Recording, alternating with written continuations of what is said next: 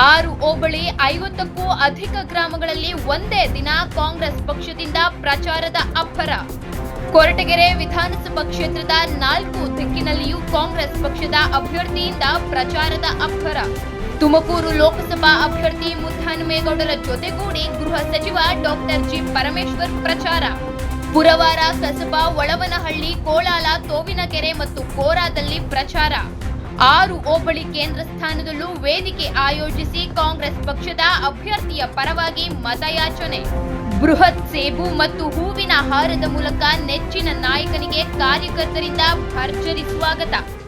ಸಂವಿಧಾನ ಕೊಟ್ಟಿದ್ದಾರೆ ಬಾಬಾ ಸಾಹೇಬ್ ಅಂಬೇಡ್ಕರ್ ಅವರು. ಆ ಸಂವಿಧಾನದ ಅಡಿಯಲ್ಲಿ ಎಲ್ಲರಿಗೂ ಕೂಡ ಸಮಾನತೆ ಕೊಟ್ಟಿದ್ದಾರೆ. ಮುಸಲ್ಮಾನರಿಗೆ ಕೊಟ್ಟಿದ್ದಾರೆ, ಕ್ರಿಸ್ತಾನದವರಿಗೆ ಕೊಟ್ಟಿದ್ದಾರೆ, ಜೈನರಿಗೆ ಕೊಟ್ಟಿದ್ದಾರೆ, ಸಿಖ್ರಿಗೆ ಕೊಟ್ಟಿದ್ದಾರೆ, ಅತಿ ಹೆಚ್ಚು ಇರ್ತಕ್ಕಂಥ ಹಿಂದೂಗಳಿಗೂ ಕೊಟ್ಟಿದ್ದಾರೆ. ನೀವೆಲ್ಲ ಅಂತಂದಿರಪ್ಪ ಸಮಾನವಾಗಿ ಬಾಳಿ ಅಂತ ಹೇಳಿದ್ದಾರೆ, ಹೌದಲ್ಲ? ಆದ್ರೆ ನೀವು ಇವತ್ತೇನ್ ಮಾಡ್ತಾ ಇದ್ದೀರಾ? ಭಾರತೀಯ ಜನತಾ ಪಾರ್ಟಿಯವರು ಸಂವಿಧಾನವನ್ನ ಬದಲಾಯಿಸ್ತೇವೆ, ಸಂವಿಧಾನವನ್ನ ಬದಲಾಯಿಸ್ತೇವೆ. ಯಾವ ಬಾಬಾ ಸಾಹೇಬ್ ಅಂಬೇಡ್ಕರ್ ಅವರು ಇಡೀ ವಿಶ್ವದ ಪ್ರಜಾಪ್ರಭುತ್ವವೆಲ್ಲ ಅಧ್ಯಯನ ಮಾಡಿ 2 ವರ್ಷ 11 ತಿಂಗಳು 18 ದಿವಸ ಚರ್ಚೆ ಮಾಡಿ ಸಂವಿಧಾನವನ್ನ ನಮ್ಮ ಕೈ ಕೊಟ್ಟಿದ್ದಾರ, ಅದನ್ನ ಬದಲಾಯಿಸ್ತೀವಿ ಅಂತ ಭಾರತೀಯ ಜನತಾ ಪಾರ್ಟಿಯ ಮುಖಂಡರು ಹೇಳ್ತಾರೆ.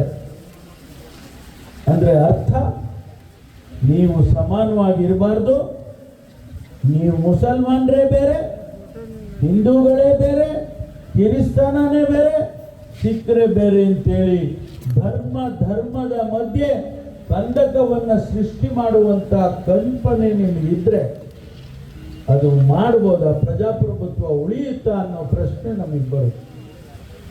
ಅದು ಇವತ್ತು ನಮಗಿರ್ತಕ್ಕಂಥದ್ದು. ನಾವು ಅರ್ಥ ಮಾಡ್ಕೋಬೇಕು.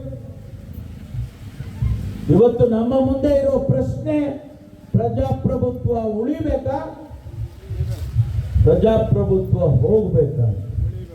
ಇವತ್ತು ನನ್ನ ಅವಧಿಯಲ್ಲಿ ತುಮಕೂರಿನಲ್ಲಿ ಪಾಸ್ಪೋರ್ಟ್ ಆಫೀಸ್ ಬಂದಿದೆ. ನಮ್ಮ ಮಕ್ಕಳು ವಿದೇಶಕ್ಕೆ ಹೋಗ್ಬೇಕಾದ್ರೆ ಇಲ್ಲೇ ಪಾಸ್ಪೋರ್ಟ್ ತಗೋಬಹುದು. ಇದ್ರ ಜೊತೆಗೆ ಇವತ್ತು ತುಮಕೂರು ಸ್ಮಾರ್ಟ್ ಸಿಟಿ ಆಗಿದೆ. 1000 ಕೋಟಿ ರೂಪಾಯಿ ಇವತ್ತು ಕೆಲಸ ನಡೀತಾ ಇದೆ. ಅದ್ರ ಜೊತೆಗೆ ತುಮಕೂರಿನಿಂದ ಗುಬ್ಬಿ ತಿಪ್ಟೂರು ಮಾರ್ಗವಾಗಿ ಇವತ್ತೇನು ರಾಷ್ಟ್ರೀಯ ಹೆದ್ದಾರಿ ಇದೆ, ಸುಮಾರು 3200 ಕೋಟಿ ರೂಪಾಯಿಗಳ ಅಂದಾಜಿನಲ್ಲಿ ಅದನ್ನು ಅಂದಿನ ಇವತ್ತೇನು ನಿತಿನ್ ಗಡ್ಕರಿ ಅವರ ಭೂ ಸಾರಿಗೆ ಸಚಿವರು ಅವ್ರ ಮೇಲೆ ಒತ್ತಡ ತಂದು ಅದನ್ನು ಮಂಜೂರು ಮಾಡಿಸಿ, ನಮ್ಮ ಸಾಹೇಬರು ಜಿಲ್ಲಾ ಉಸ್ತುವಾರಿ ಸಚಿವರಾಗಿದ್ದಾಗ ಚಿಕ್ಕನಹಳ್ಳಿ ಕ್ರಾಸ್ನಲ್ಲಿ ಅದನ್ನ ಭೂಮಿ ಪೂಜೆ ಮಾಡಿಸಿ ಅವತ್ತು ಕೆಲಸ ಪ್ರಾರಂಭ ಮಾಡಿ ಇವತ್ತು ರಸ್ತೆ ಮುಗಿತಕ್ಕಂತ ಬಂದಿದೆ, 4 ಪಥದ ರಸ್ತೆ. ಅದೇ ರೀತಿ ಇವತ್ತು ರೈಲ್ವೆ ತುಮಕೂರಿಂದ ಅರಸೀಕೆರೆವರೆಗೂ ರೈಲ್ವೆ ಡಬ್ಲಿಂಗ್ ಇರ್ಬೋದು. ಇವತ್ತು HCL ಕಾರ್ಖಾನೆ ಏನು ಗೋವಾಕ್ಕೆ ಅದನ್ನ ಸ್ಥಳಾಂತರ ಮಾಡಬೇಕು ಅಂತಿದ್ರು, ಅದನ್ನು ಪ್ರತಿಭಟನೆ ಮಾಡಿ ಅದನ್ನು ನಿಲ್ಲಿಸಿ ಕೇಂದ್ರದ ಗೃಹ ಮತ್ತು ರಕ್ಷಣಾ ಸಚಿವರನ್ನ ಭೇಟಿ ಮಾಡಿ ಅದು ಇಲ್ಲೇ ಉಳಿಯುವ ನಿಟ್ಟಿನಲ್ಲಿ ಇವತ್ತು ನಮ್ಮ ನಾಯಕರು ನಾವು ಎಲ್ಲರೂ ಕೂಡ ಇದ್ದಾಗ ಮಾನ್ಯ ಪ್ರಧಾನಮಂತ್ರಿಗಳು ಬಂದು ಅದಕ್ಕೆ ಶಂಕುಸ್ಥಾಪನೆ ಮಾಡಿದ್ದಾರೆ. ಇವತ್ತು ಅದರ ಉದ್ಘಾಟನೆ ಕೂಡ ಆಗಿದೆ.